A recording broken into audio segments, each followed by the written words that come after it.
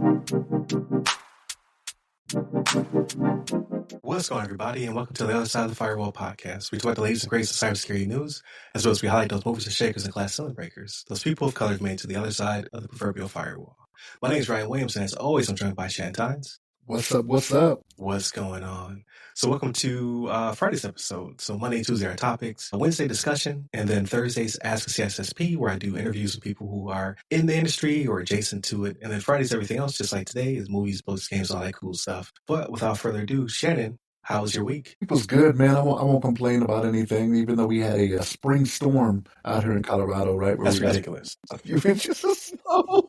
Yeah, a few inches of snow, right, in April. But I've been here long enough to where I've seen snow in June out here. So in June. June. That's crazy. Like even in Buffalo. Like I can see it snowing right now in Buffalo, but not June. Yeah, it happened before, several years ago, but it's happened where we've got it in June. I've seen it in May, right? Like the unofficial start to summer is Memorial Day, right? So like when you start getting to that close to that period, you're like, yo, I'm already in spring. Like I shouldn't be seeing snow falling, right?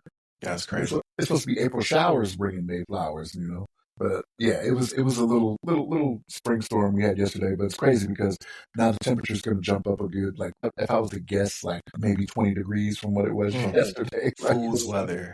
Yeah, so you would call it back in the day. It's what it is, man. Like I'm kind of used to it now. But it's like I had somebody tell me when I first got out here, when I first PCS'd out here, they were like, "Look, here's the thing with Colorado. If you don't like the weather, wait 10 minutes," and it's been very true, right? Like, yeah, you don't like how it is right now, give it some time, it'll change, right? But yeah, so that was something we had. When it comes to the media watching, the wife and I have been catching up on our shows, right? So Abbott Elementary, which is a good show, it's funny. What else did we watch, man? So I don't know if I told you. So Matlock, the new Matlock with Kathy Bates, I love Kathy Bates, right? There was a point where I was just like, I would turn it on because it was just something for us to both watch that we were together. Really, my wife liked it, right? When they got to like the last 3 episodes, though, I was like, okay, this is what they should have been doing the whole time. It was dipping down for me. And then it was like, okay, yeah. I like this. Yeah, so like the last 3, like, it's crazy because, I mean, it was during the weekend. I was like, you want to watch another one? She was like, yeah, keep going. Because we hadn't been catching up on it. It's one of those things where we only watch when we're together. So if we're not together, I'm not watching it, she's not watching it. So we had a few of them built up. But yeah, and I think I'm pretty sure the way it ended, it was probably the season finale. Gotcha. They left it open to go forward. I'd have to look into it to see, but the way it ended, I was just like, oh man, okay. But that was actually pretty good. But yeah, there's a lull in there, you know, for me. I think it's one of those things where I'm not a big network TV guy. I've been watching a lot of documentaries and true crime stuff. And one of the things that's been catching my attention a little bit is these romantic scams, right? So these people that go and pretend like they're someone else and then steal money, you know, from their significant other or boyfriend, girlfriend, whatever it may be.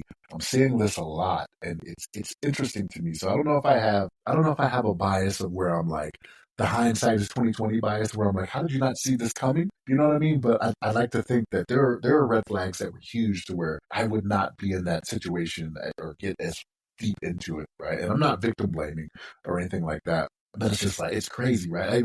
I even started watching, Netflix has one that's called, it's Waco, it's the David Koresh thing. I think it's called American Apocalypse or something like that. I started watching that and I'm like, how did these people not see this with Koresh? You know what I mean? Like and I remember when I was young, because I was teen, preteen, early teen or preteen when that actually kicked off. I was like, man, this is crazy, like what was going on? But when you watch the documentary, you're like, how did these people not see what was really going on here? Right. You know what I mean? But I don't know, man. People see what they want to see. That's the thing. And I think that's what it is, right? So I think it's one of those things where when you have a need for something, you're putting your all into it, right? I don't want to necessarily say it's faith, right? Because faith is having a belief in something you can't 100% prove, right? You're like, I don't have the science to back that up, but I have faith that really happened or that is something that is history. But yeah, just some of the stuff, I'm like, again, I don't know if it's the hindsight 2020 bias that I have, but it's like, yeah, I definitely would have picked that out. You know what I mean? Like I would have seen that immediately. And I think it's one of those things where like my wife, I think that's why she thinks I'm more harsh than I should be. She's just like, why are you so like that? Which is crazy to me because like you get on me about cutting people off. Man, don't sell me nothing. All right. If I don't come to you, then don't knock on my door. I will cut you off the quickness. You like, you gotta round it off a little bit. You gotta be a little bit nice. Like you try to talk to me about fixing a chip on my windshield at the gas station. Break it away from me. I mean, we're both trying to get to the same end result, but there's a way to do it, right? Especially in this day and age, man. I Like, cut to the quick. yeah, yeah. I mean, for me, it's just one of those things where it's like I got to be careful. I want to be careful how I talk to people, right? Right. Like, and I don't know. I know your intention is not to be mean, right? Because you're very much like when I first met you, Ryan. Like I thought you were seriously staring daggers to me, but you just have great eye contact. I was like, does he not like me? Like I don't know. I was just big into eye contact. Hey Look Sergeant, into your soul. hey Sergeant, are we gonna have it out? Like what's going on? Like we gonna take it out back? I Like don't what's want no smoke. I don't want that. No, I wasn't saying that, but it was just like, but it's intentional, right? Like it's one of those things where it's like I want to show you I'm paying attention, but it can come off a certain way to others, Right. right? So when It's you like Tyson. When you enter the ring, you never like he was never broke locked eye eyes contact, on you the entire time. but it's not a bad thing necessarily, right? Like you're letting them know I am paying attention, but like there's other societal factors in that to where certain people it comes off a different way, right? Right. If you catch my drift, right? Mugging people. That's what Yeah. I'm doing.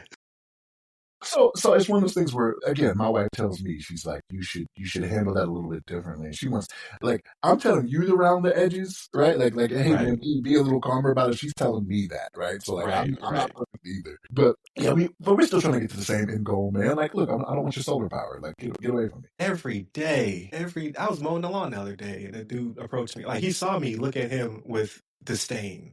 I know he did. But he's trying to make that sell. I get it. So I was nice. I stopped mowing because I didn't want to do that. I let go of the little handle and stop making the noise. And I was like, hey, listen, I don't want it, man. I'm good. He's like, well, who do you currently have? I was like, no one. I don't have solar. And he was like, what did you think? I was like, nah, man, listen. I was like, at the end of this conversation, I'm not going to buy it. You might as well not waste your time. And he nodded and he kept walking. And I was like, Shannon would have said, don't do that to him. He got 30 seconds. I was like, you get out of here. But here's the thing, like if he would have kept pushing or whatever, like there comes a time to be forceful. It's like, look, I told you no, get off my property. Sorry, mowing. But no, we're both trying to get to the same end goal, man. Like it's not the case, but like I want to be nice about it, right? And the thing about it is that I try to come off as somebody that's easily approachable and things of that nature, right? But I'm really not. Like I'm putting on a face, right? So Really? I am. It's like I don't want to be Like, reminds bothered. me of DMX. Like, I'm not a nice person. I'm not a nice person, but no, man. It's just how it is. I get it, man. I understand what you're trying to get to, but yeah. So Matlock, the different documentaries with these romantic scams. Yeah. I watched G20, the one with Viola Oh, did you Davis. watch it? I did. Okay. Man, Someone had to take that hit. it's a little corny Gotcha. in spots to where I'm like, oh, you know what I mean? And the action. Viola Davis is in her action star phase, all right? Yeah, yeah, she is. But I mean, it wasn't unreal. Well, let me not say it wasn't unrealistic. It was unrealistic in that there's no way they got in. They would get in as easy as they did. Like, Right, yeah, right. no way, no way. But it's a G20, right? It's 20 leaders, right? From Yeah, the security is nations. the overlapping security. Yeah, yeah, and that's the thing, right? And they kind of try to explain it away because they're like, yeah, where we had this conference is not where we would normally have it. Like it wouldn't be a London or a New York or a DC. Where like the infrastructure to accommodate all of this has been in place for years because that's usually where those meetings are had, right? But it was South Africa is where they were, right? Okay. But yeah, it was. I was like, I don't know, man, but it's the action. I wanted a little bit more, right? Like Really? I wanted to see that. Yeah, Because the trailer is crazy. exactly. Huh. I was like, Okay. at least have Homelander shoot some beams out of his eyes or something. I don't know, What's his man. name? Anthony Starr? Anthony He Starr, will forever be Homelander. Like, he plays that role so well. but that's pretty much it for me, man. What about you, man? How was your week? So I was going to watch G20. I'm glad I did not. I couldn't convince the missus. She was like, I love Viola Davis, but I don't want to see her You might like it, as an man. action star. It's not really doing it for me. Because my whole thing is like, I know she's conquered everything else, so why not, right? But yeah, it looked kind of hokey. So I was like, Yeah. it's fine. And here's the thing, like in real life, like she's pushing 60, right? So like, looks good for her age, but like it's kind of unbelievable. It's like if Denzel comes out with another Equalizer, I'm like, dude, you're 70. Come on, man. Like I'm That's not believing. crazy. I keep forgetting he's that old. Because when you see him in movies, like obviously, you look different on camera, makeup, all that stuff. But when they have when they show him out and about, he looks like the old uncle. I'm like, he's starting to look his age. It's crazy. Because Denzel's been an adult my entire life. Like, I remember him, Devil in the Blue Dress. Those were the first movies I saw his. And he was like probably 30, 40 then.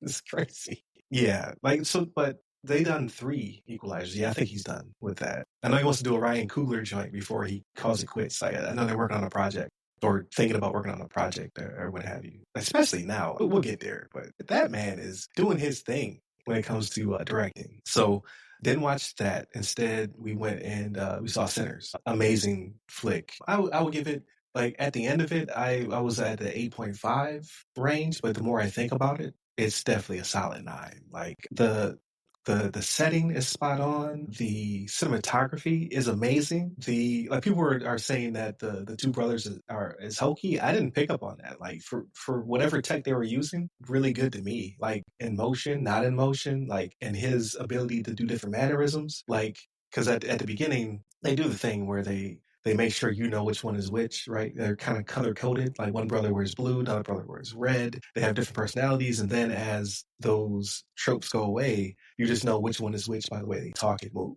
You're like, okay, that's smoke. The other one is stack for, smokestack. So you know which one is which. You know kind of how they move through the environment. I thought it was amazing. Like I think Michael B. Jordan has just took it to a new level with his acting ability. And the movie isn't stuck in tropes. Like, legitimately, like, not to spoil anything, I'd say almost 2/3 of the movie is not even horror specifically. It's not the vampire movie that the trailers give away. That's more of the last third. It starts to go down, and it's still an amazing movie. It's real steeped in the 1930s, so it's Jim Crow South. The brothers coming back home, so it's a one of those type movies. It's dealing with trauma. It's dealing with just that Jim Crow era. And then as sun starts to set, that's when it goes into the vampire tropes. And even the way they handle that is uh, same but different, right? Like you'll get a lot of Dust from Dawn type vibes, but it's his own style in doing so. And the music is phenomenal. I didn't see the IMAX. I saw it in like a bootleg IMAX type situation. Like I don't know if you've seen it where in the theater, like the screen's in the middle, but then it also projects a little bit on the sidewalls. I hate it, but it's a thing they do. Is it really? I've never. Yeah, it's never good. I picked it by accident. It was the time I wanted, but not the theater I wanted. I didn't know that. So, we got caught in one of those situations. I'd rather have seen an IMAX because just like the way that the cinematography is brilliant. It's certain ways you capture people of color on film that can either be amazing or bad. Since the Insecure, Lisa Ray, John Singleton type vibe, they've been getting better and better at capturing us on film. Because like people don't talk about it, but at the beginning, like lenses and cameras were designed for white people, like for Caucasian people, right? Like it captured them in a certain light, what have you. Then when we were put on screen, it just did not translate well.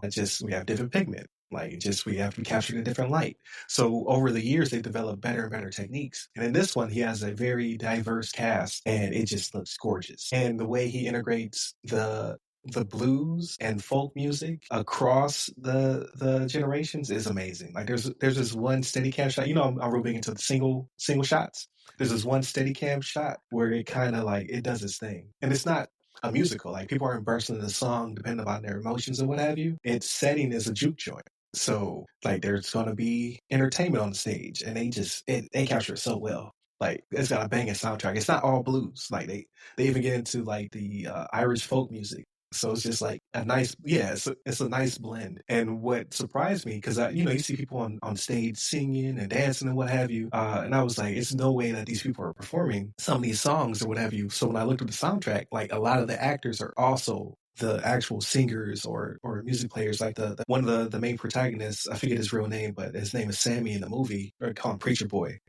Because he's the son of a preacher, right? He is actually singing and playing. He actually taught himself how to play the guitar for the role. Like, so he's like a musical genius. Like, and he kills it. But there's a lot of that. Like, there's like one of the vampire characters. I don't want to give anything away about what his name is, but I had to look him up because I was like, there's no way he was getting it in.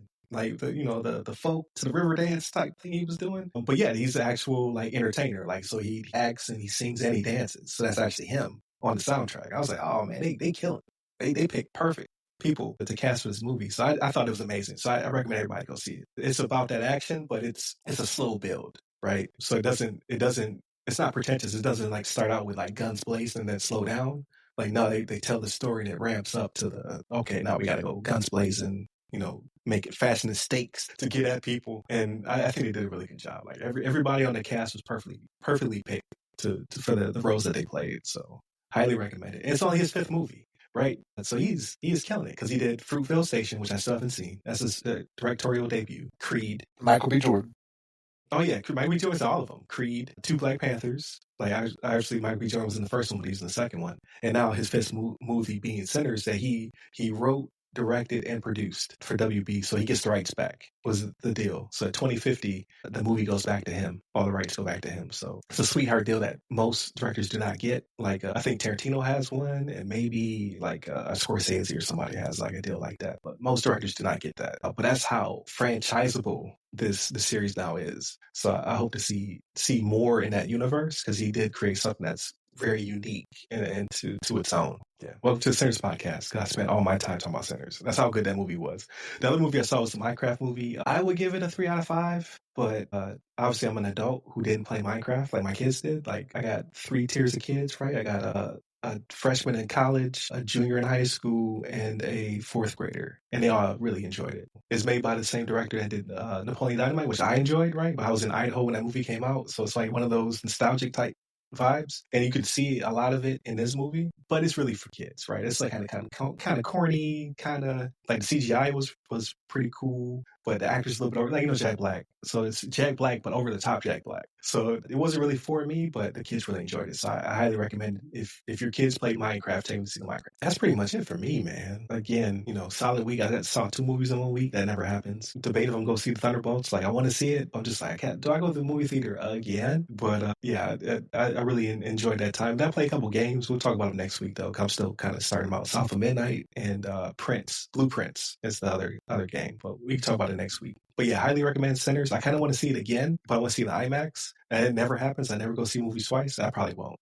But I have the inclination, which is huge for me to go see it again. So definitely check it out if you have not already. Check us out throughout the week. Again, Monday and Tuesday are topics. Wednesday discussion. Thursdays Ask a CISSP. And then Fridays everything else. Movies, books, games, all that cool stuff. Hit us up by all the websites. The other side of Firewall. The other side of the FW or Ask a CISSP. You can hit me up personally. I'm at RY Security Guy. That's RY Security Guy. You can find me pretty much on all the socials, but LinkedIn is our most active. Stay safe. Stay secure.